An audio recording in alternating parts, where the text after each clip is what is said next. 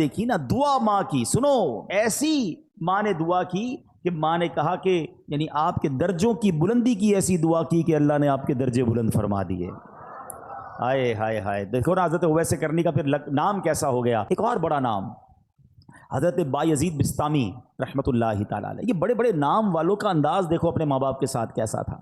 ان کے ساتھ کیا ہوا کہ ایک رات اسی طرح والدہ نے پانی مانگا، پانی لے کر آئے، والدہ کو نیند آ گئی۔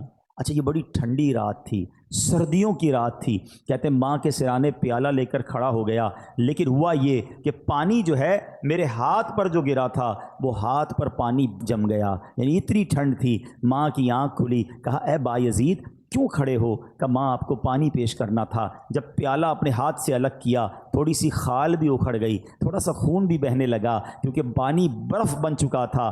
اللہ اکبر، ماں نے بڑی دعاؤں سے نوازا۔ اسی طرح ایک رات والدہ نے ان کو حکم دیا کہ دروازے کا ایک پٹ کھول دو، لیکن رات بھر میں اس پریشانی میں کھڑا رہا کہ دایاں دروازہ کھولوں یا بایاں دروازہ کھولوں، کیونکہ اگر ان کی مرضی کے بغیر میں نے کھول دیا تو کہیں حکم عدولی نہ ہو جائے۔ ایک مرتبہ بایزید بسطامی کی والدہ محترمہ نے آپ کو مکتب بھیجا، سورہ لقمان پڑھتے پڑھتے جب اس آیت پر پہنچے انشکر لی ولی والدیک، اللہ اکبر، اس کا معنی پتہ کیا ہے؟ اس کا معنی بنتا ہے یہ کہ حق مان میرا اور اپنے ماں باپ کا۔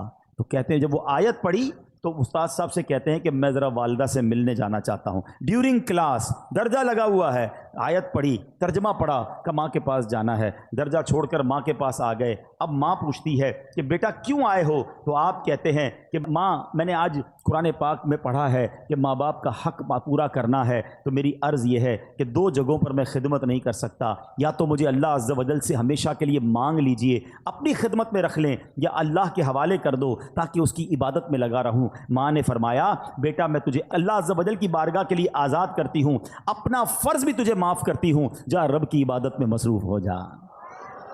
یہ ماں کی خدمت تھی جس نے حضرت بایزید کو بایزید بسطامی بنا دیا، اور وہ ماں بھی کیسی تھی جس نے اپنے حق معاف کیے اور بیٹے کو دین کے لیے وقف کر دیا۔ غوث اعظم رضی اللہ تعالیٰ عنہ، پیران پیر شیخ عبد القادر جیلانی بھی تو جیلان سے بغداد جانا چاہتے تھے۔ ماں سے کہا کہ ماں میں نے علم دین سیکھنے کے لیے بغداد جانا ہے۔ اچھا یہ آج کل جو ٹریول ہے نا، اب تو ٹریول بہت آسان ہے، بندہ صبح کہیں ہوتا ہے شام کہیں ہوتا ہے، پہلے ایسا نہیں ہوتا تھا۔ پہلے ٹریول بڑا مشکل، بیچ میں بڑا جناب ڈاکو آتے تھے، گھاٹیاں آتی تھیں، بلکہ آپ زیادہ دور نہ جائیں۔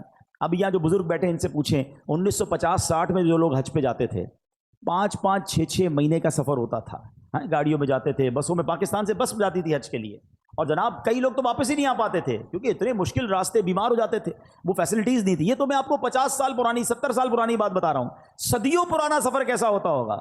غوث پاک کی ماں نے آپ کو کیا کہا کہ بیٹا ٹھیک ہے اب جاؤ، اب ہماری محشر میں ملاقات ہوگی۔ ماں نے ان کا حق معاف کر دیا کہ میری خدمت نہ کرو، دین کی خدمت کرو۔ کیسے ماں باپ تھے، اور پھر کیا نصیحت کی تھی کہ بیٹا ہر حال میں سچ بولنا۔ وہ واقعہ یاد ہے نا کہ جب ڈاکوؤں نے آپ کو پکڑا اور آپ نے اپنا مال بتا دیا، اور کیوں بتایا کہ ماں سے وعدہ کیا ہے ہر حال میں سچ بولنا، مال جاتا ہے تو چلا جائے۔ وہ ڈاکوؤں کا سردار رونے لگا کہ تم ماں سے کیے ہوئے وعدے کو پورا کر رہے ہو، میں بھی اپنے ویب سے کتنے وعدے کیے، میں کیوں پورے نہیں کرتا؟ پورے ڈاکوؤں نے توبہ کر لی اور مال بھی واپس لوٹا دیا۔ مگر یہ ماں باپ کی خدمتیں تھیں، یہ ماں باپ کی دعائیں تھیں۔ میں تحدیث نعمت کے لیے اپنے والدین کی ایک بات یہاں عرض کر دیتا ہوں، شاید اور والدین کو اس میں ترغیب ملے کہ الحمدللہ میرے دونوں یعنی امی ابو دونوں نے مجھے بہت پہلے کہہ دیا تھا کہ ہم نے آپ کو اپنا حق معاف کر دیا ہے، آپ جائیے دین کا کام کیجئے۔ کیونکہ میں بہت زیادہ ان کے پاس نہیں بیٹھ پاتا تھا، ٹریول کافی ہوتا تھا، سفر کافی ہوتا تھا، لیکن میں کبھی کبھی ان سے کہتا تھا کہ میں آپ کی اتنی خدمت نہیں کر پاتا، تو انہوں نے یہی کہا کہ ہم نے آپ کو اپنا حق معاف کیا، آپ دین کی خدمت کیجئے۔ تو اے میرے پیارے اسلامی بھائیوں، جہاں بچوں کو یہ حکم دیا جا رہا ہے کہ والدین کا ادب کریں، ان کی دعائیں لیں، لیکن اگر ماں باپ دیکھیں نا کہ بیٹا اگر دین کی طرف جا رہا ہے، اگر دین کا بڑا کام کر رہا ہے تو انہیں سپورٹ کرنا چاہیے۔ ہم نے ایسا بھی دیکھا کہ کوئی بچہ عالم بننا چاہتا ہے، حافظ بننا چاہتا ہے، دین کا کام کرنا چاہتا ہے، والدین اس کا الٹا دل توڑ رہے ہوتے ہیں، سختی کر رہے ہوتے ہیں، نہیں نہیں تمہیں دیندار نہیں بننا ہے۔ اور ہم نے دیکھا کہ ایسے والدین آگے جا کر سر پکڑ کر بیٹھے ہوتے ہیں، کیونکہ جب بچے کو دین سے آپ روکتے ہیں تو وہ دنیا میں ایسے غرق ہو جاتا ہے کہ بعض اوقات बुरी लाइन में पड़ जाता है, गलत कामों में पड़ जाता है, और माँ बाप उसके बाद सर पकड़ के रो रहे होते, दीनदार बनना चाहता था, मैंने दीनदार ना बनाया। देखो, दीनदार और दुनियादार की मिसाल समझ लो। ये मैं सबके लिए नहीं कहता, मगर मेजॉरिटी ऐसा होता है। एक बार फिर रिपीट कर रहा हूँ, सबको ये लागू नहीं होता है, मगर अक्सरियत पर ये ज़रूर लागू होता है कि जब भी बच्चा दुनिया में तरक्की करता है ना, दुनिया को कोई बड़ा अफसर बन जाए, दुनिया में जनाब कोई बड़ी डिग्री ले ले, दुनिया में कोई बड़ा मकाम ले ले, तो बाज़ औक़ात माँ बाप डरते हैं कि बच्चे को कोई बात बुरी ना लग जाए। बात करते में माँ बाप को डर लग रहा होता, क्योंकि बड़ा अफसर बन गया, बड़ा सेठ बन गया, बड़ा जनाब जागीरदार बन गया, उसने बड़ी डिग्रियां ले ली हैं। यह है दुनियादार की तरक्की का नतीजा। और अगर बेटा दीन में तरक्की कर जाए ना, है आलिम बन जाए, मुफ्ती बन जाए, दीन का मुबल्लिग बन जाए, तो अक्सरियत ये होती है कि बच्चा डरता है कि माँ बाप को बुरा ना लग जाए।